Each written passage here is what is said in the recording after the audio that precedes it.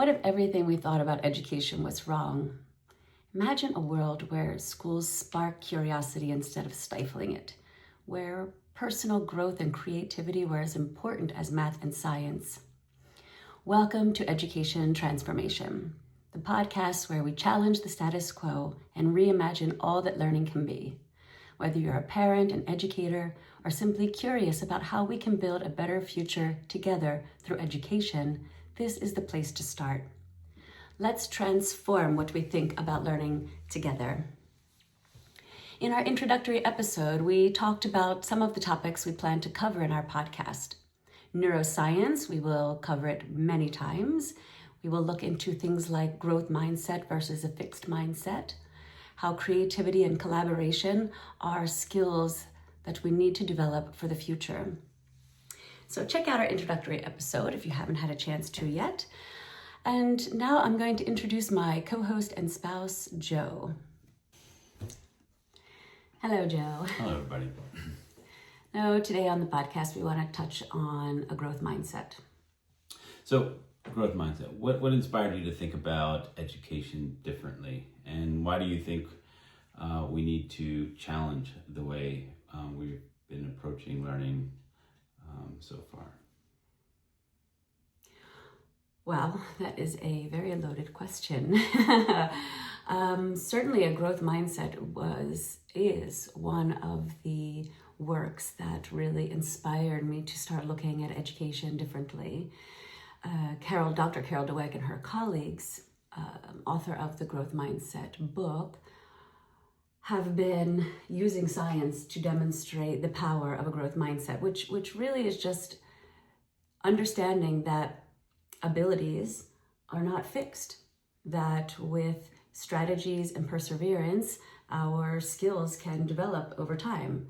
Neuroplasticity is alive and well in our brains until we die, which is something we didn't know before.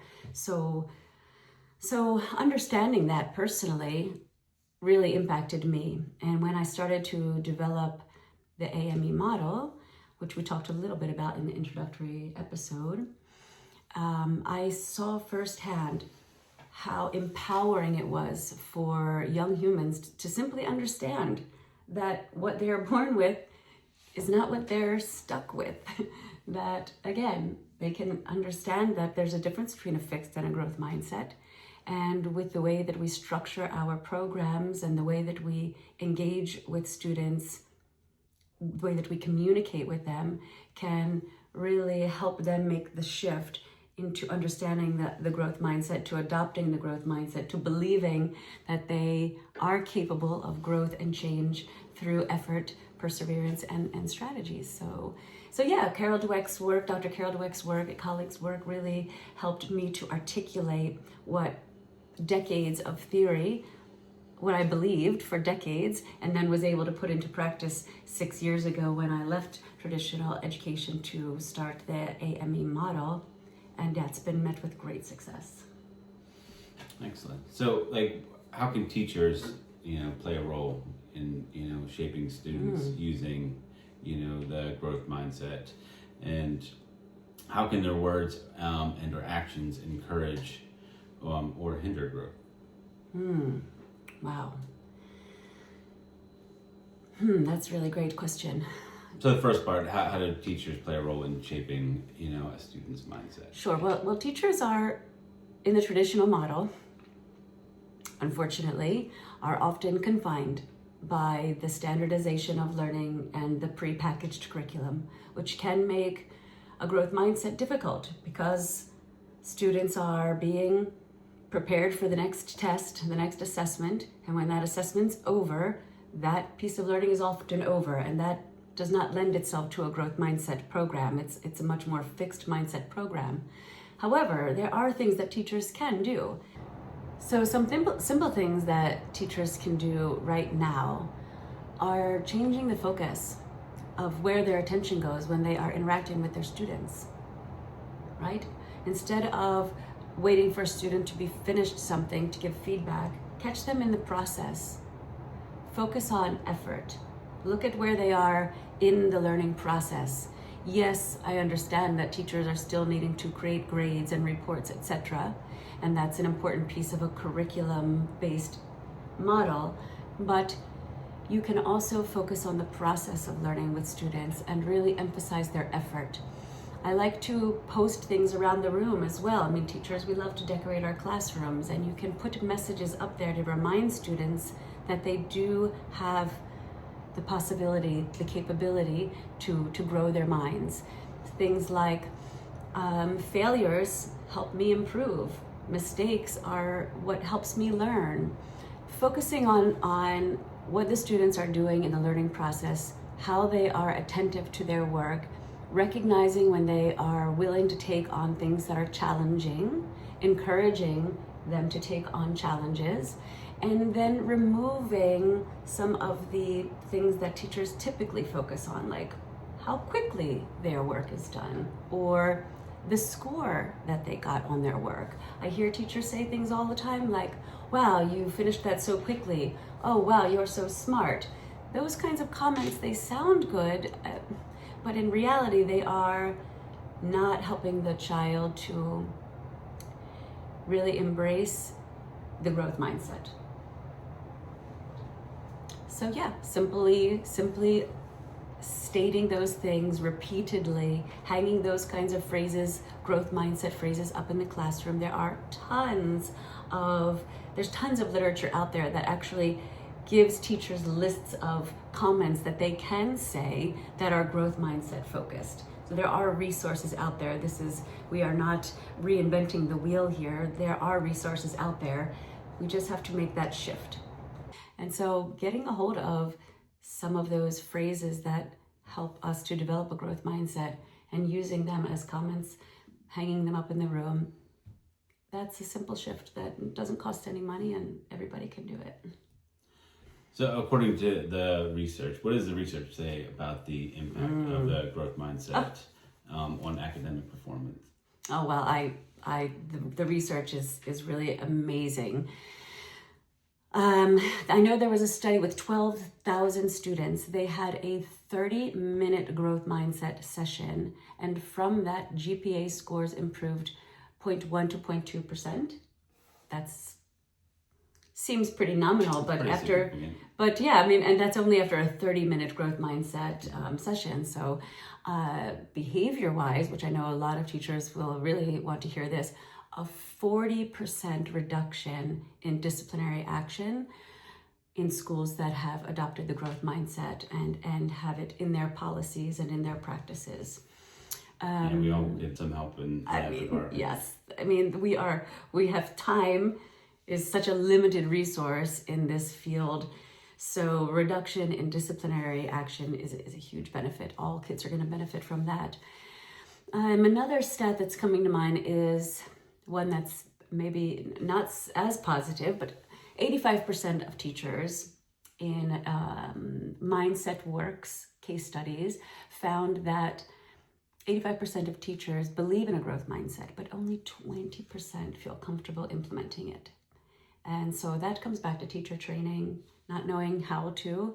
Certainly you and I went through teacher training and education programs, and I was never taught about a growth mindset or how to incorporate it into my classroom. So it's great that a lot of teachers believe in it. We need to get that 20% up higher. We need to get to be 100%. 100% of teachers need to believe in it because it's factual, it's science, and we need more teachers to feel comfortable practicing it. So why do you think that it is so low? Like why are teachers, unprepared to implement this? And, what help can they have? Well, that is probably because we are standardized education focused. I mean, the traditional model it's all about scores. It's about the standardized tests and the content skills tests and all of this data. So that leaves little time for teachers to take training and things like growth mindset because it's all about the achievements and the reports and the scores. So I think we need to carve out more time in teacher training and professional development. We need to give teachers more freedom to choose their professional development. We need Well, I mean, really, it's a whole values shift, though, Joe, isn't it? Because if we don't shift our values away from the standardized education being the most important thing, then all of these things will always be secondary or tertiary or further down the totem pole, as they say.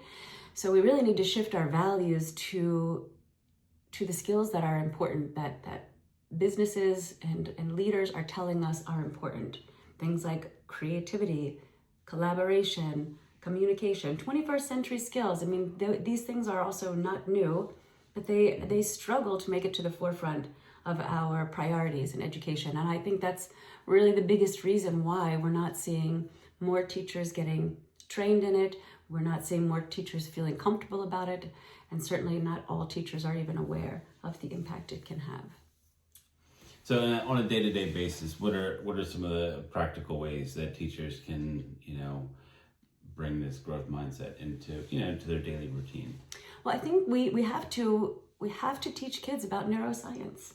I mean, in the AME model, teaching kids about their brain and how their brain learns is essential because it empowers them, right? If they understand neuroplasticity, if they understand that their skills are not fixed, if they understand that they can develop themselves with effort and perseverance and strategies, I mean, kids come into this world wanting to learn. It's natural, it's innate. It only becomes something that is crushed. I mean, I know that seems like a harsh word, but that is really, in my opinion, in my experience, what is happening in the school is they're becoming so disengaged and disconnected. So is it enough for this to be taught in schools, or should this be something that, that parents can help support, in this development? Well, I believe that the home and school connection is vital for success, because if they're getting a different message at school than the one they're getting at home, then that's just causing conflict, So we want them to be getting the same message at home that they're getting from school. And certainly all humans, I mean, this is not really just for young humans. This is for all humans. I practice a growth mindset. I look at my own life and my own attitudes and behaviors, and I think about how do I want to change myself, and I set goals for myself because I understand neuroplasticity now, and I understand that I have a program in my mind that I can reprogram. So I think if teachers just include a bit of neuroscience from an early age, then that's really going to empower kids to embrace this idea a lot more and to challenge themselves. I wanted to talk about the challenging aspect as well, because if kids understand that it's through the challenge that they are growing, then they are not going to shy away from challenges. They're going to be more willing to take risks. If they understand the threshold of where they are, and Vygotsky does a great job of describing that in his zone of proximal development. But if they understand that, it's that step just beyond where they're comfortable, that is what's stretching them and growing them. I mean, I really believe, and I don't just believe, I know from my experience these past 6 years of being able to use my model all around the world with all different ages of kids, and I see them and they latch onto it and they run with it with great enthusiasm. So, yeah. So this phrase here we have, we feel, therefore we learn. Okay, so what does this mean in the context of education? And how can we, use this insight to make learning more impactful? Wow. I really want to give credit to the two people whose names I want to pronounce correctly for coming up with this phrase that we feel, therefore we learn. And it is very much connected to the growth mindset, because when we have emotion involved in our learning, neuroscience is telling us that the learning is much more powerful, impactful. It's leaving a firmer imprint on us. So, I mean, I don't want to keep pointing out what isn't working in the traditional schools, but the fact of the matter is that there's very little emotional involvement for kids in traditional school.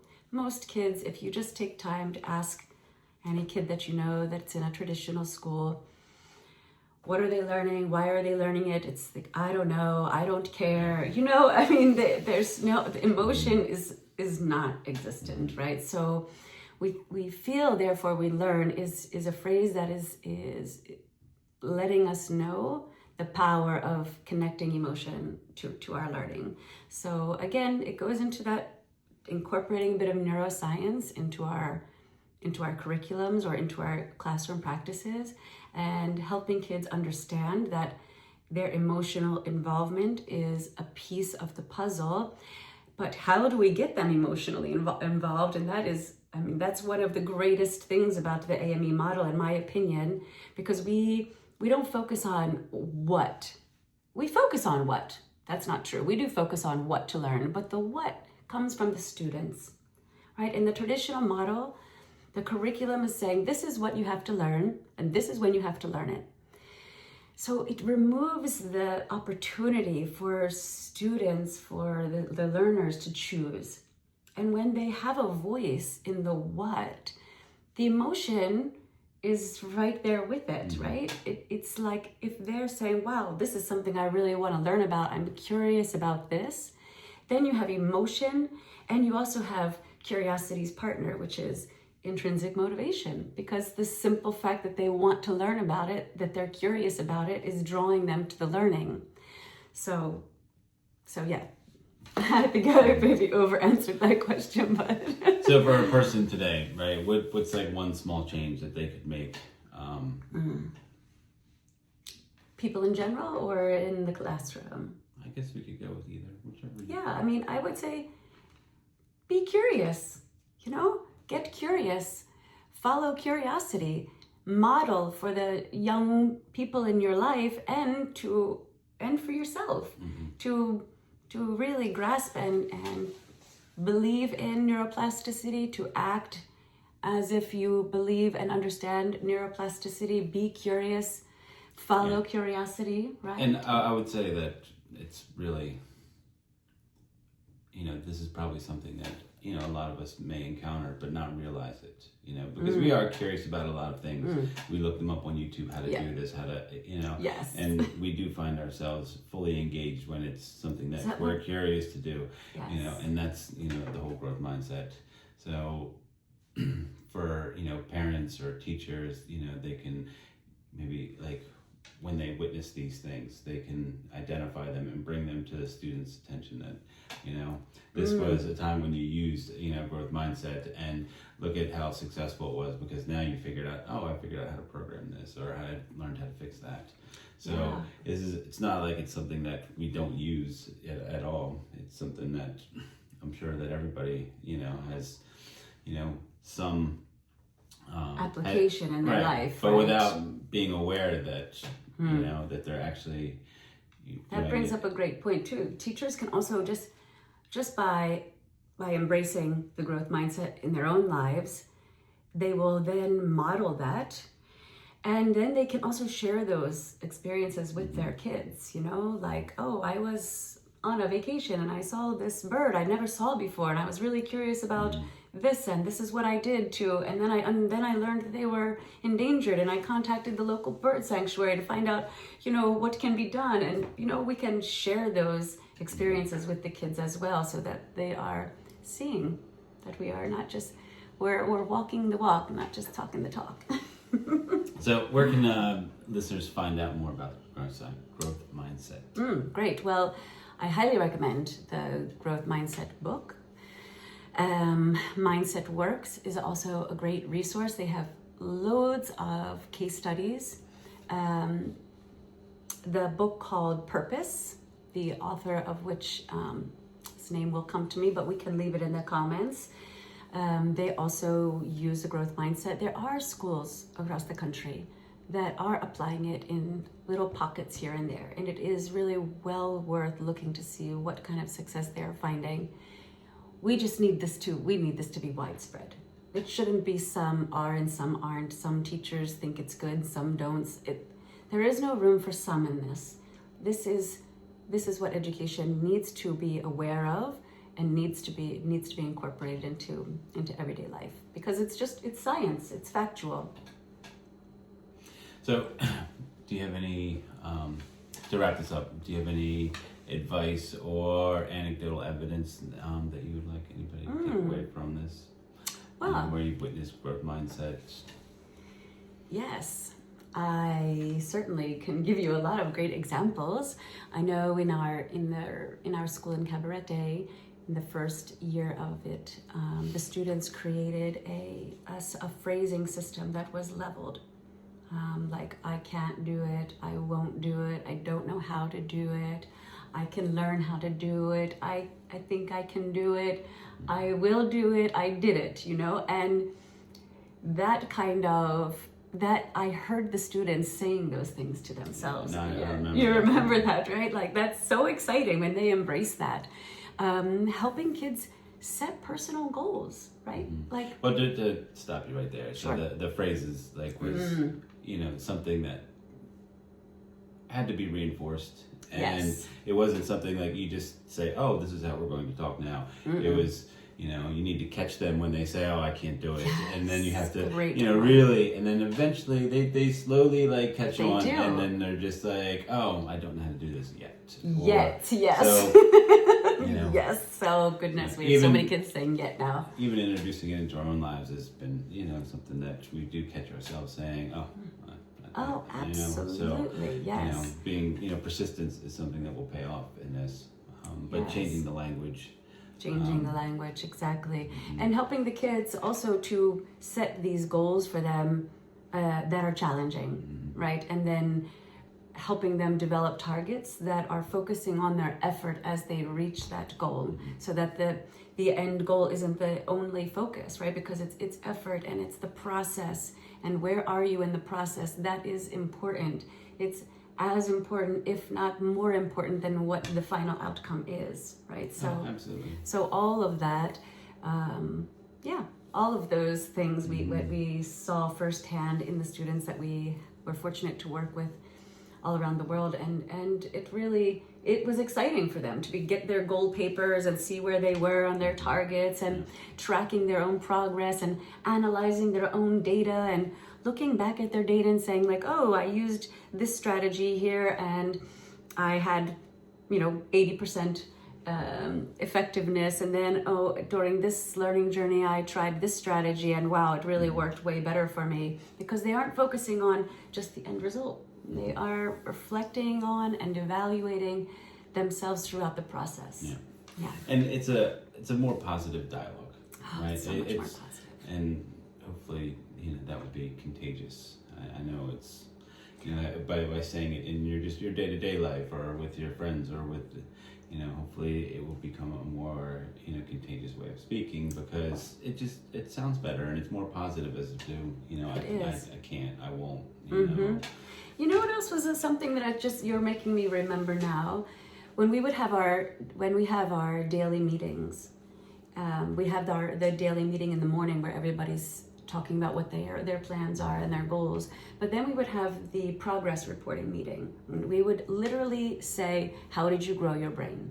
How did you grow your brain this morning? So even that simple shift is bringing young humans' attention to what did I do to grow my brain. And when they get in that pattern of repeatedly being asked to share how they grew their brain, it starts to become ingrained in them, right? So when they are being self-directed and they are on their own learning journey, they are starting to be conditioned to think, how am I growing my brain? How am I growing my brain? Not just, did you finish your work, which is a fixed mindset, but rather, how did you grow your brain? Yeah. So how did you grow your brain today? So Joe, next week I'm pretty excited because we are going to have someone from Tomo Club join us and talk about, yes. So Avinash is going to join us and talk about the importance of social and emotional learning in the classroom. And we touched on that a little bit today with the we feel, therefore we learn. So I'm really excited to hear what Tomo Club has been doing and the impact they've been having with their educational games in schools. All right. Yeah. We look forward to that. All right, so thank you for joining us today. Look forward to See you next time. seeing you next time.